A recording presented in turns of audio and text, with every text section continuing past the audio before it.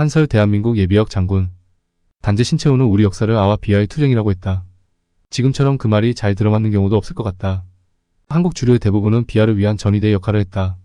그것은 그들의 이익이 비하와 동일한 선상에서 존재하기 때문이다. 비하적 사고방식은 이데올로기화 되어버린다. 일제시대에는 친일로 그 모습을 드러냈고 해방 이후 남한에서는 친미가 그런 모습을 드러냈다. 북한은 비록 소련의 지원하에 국가를 건설했지만 소련과 중국의 개입과 간섭에서 벗어났다. 바로 그런 이유로 인해 남한 내부에서 여전히 추사파 계열이 강력한 영향력을 유지하고 있는 것이 아닌가 한다.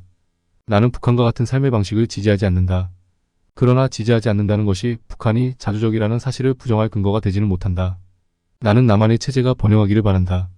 그것은 남한이 비록 비자주적이고 친미적이라고 해도 인민의 삶의 수준이 지금처럼 유지되기를 바라기 때문이다. 먹고 사는 문제는 이념보다 중요하다고 생각하기 때문이다. 문제는 누가 먹고 사느냐 하는 것이다. 최근 들어 남한에서는 대중들의 삶의 수준은 떨어지고 부유층은 점점 더 부자가 되고 있다. 남한의 평균적 삶의 수준이 점점 저하되고 있는 상황을 매우 위험스럽게 생각한다. 이런 상황을 개선하고 방향을 전환시키지 않으면 지금과 같은 남한 체제의 유지는 매우 어려울 수 있다고 생각한다. 현재 내가 보는 한국 사회는 개선보다 악화되는 방향으로 진행되는 것 같다. 현재 남한의 경제 상황을 악화시킬 수 있는 것으로는 무엇이 있을까? 가장 큰 위험은 지금과 같이 미국의 패권이 붕괴되는 상황에서 미국 일변도의 대외 정책을 추진하고 떠오르는 국가들과 관계를 스스로 차단하는 것이다. 다음 국제질서의 강자로 부각되는 국가들과의 관계를 완전하게 차단하고 막아버리는 가장 확실한 방법은 전쟁을 하는 것이다. 미국은 한국을 전쟁에 몰아넣기 위해 분주하게 움직이고 있다. 우선적으로 한국의 지배 세력이 나서서 전쟁의 위험으로 뛰어들게 하는 것이다. 천영호가 조선일보에 우크라이나 전쟁에 살상 무기를 포함한 지원을 해야 한다는 글을 올린 것은 우연이 아니다. 한국이 우크라이나에 포탄과 무기를 지원해도 전쟁이 일어나지 않을 것이라는 섣부른 기사를 올리는 조선일보의 군사 전문 기자라고 하는 자도 한국 기득권층의 분위기를 보여주는 것이다. 한국이 우크라이나에 탄약과 무기를 지원해야 한다고 주장하는 근거로 드는 것이 북한이 러시아에 탄약을 지원했기 때문이라고 한다. 북한이 러시아에 무기를 지원했다는 미국과 서구 미디어의 보도는 증거가 전혀 없는 추정에 불과하다.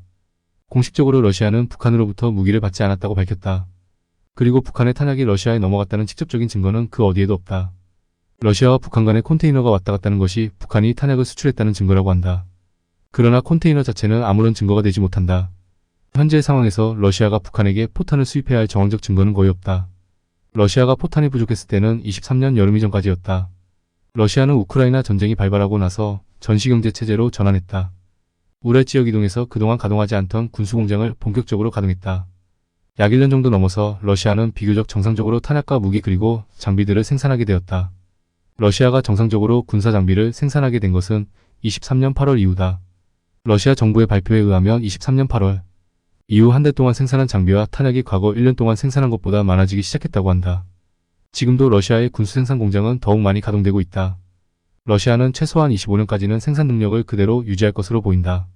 러시아가 152mm 탄약의 부족을 겪었을 때는 바흐무트 전투가 한참이던 23년 5월경이었다.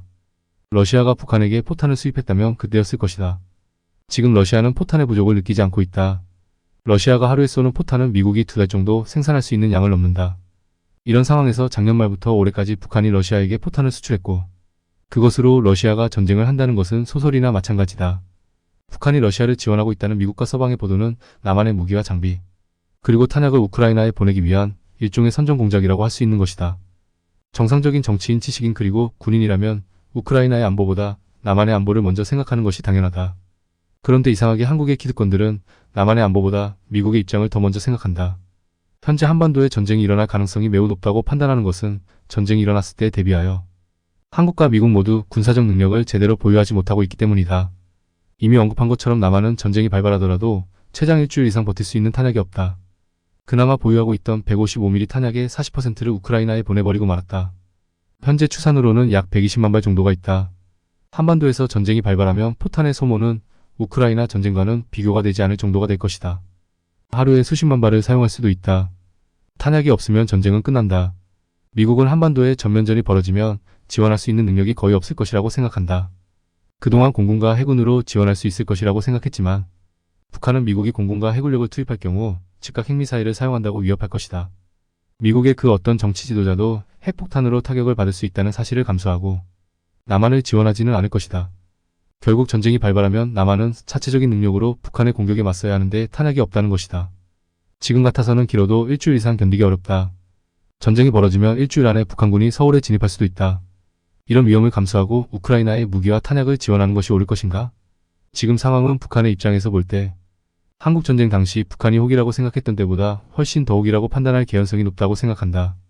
이미 언급했지만 불과 2년에서 3년 전과 달리 중국과 러시아도 한반도에서 전쟁이 발발하더라도 자신들에게 불리하다고 생각하지 않을 것이고 오히려 유리하게 생각할 것이며 중국과 러시아가 북한의 전쟁 수행을 위한 지원을 더욱 강화할 것이라고 생각한다.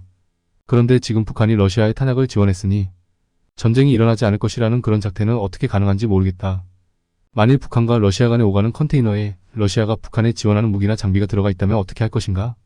지금 북한과 러시아 간 군사협력이 이루어졌을 때 가장 위협적인 것은 러시아의 최신 방공 무기가 북한에 이전되는 것이다. 사실 남한의 기득권층이 걱정해야 하는 것은 러시아의 첨단 군사 무기가 북한에 이전되는 것이다. S-400이 북한으로 들어오면 남한과 미국이 자랑하던 공군기들도 모두 손이 묶인다. 이래도 한반도에 전쟁 위협이 없다고 생각할 것인가? 냉정하게 판단해보면 지금 한반도는 한국전쟁 당시보다 훨씬 전쟁 위험이 높다고 생각한다.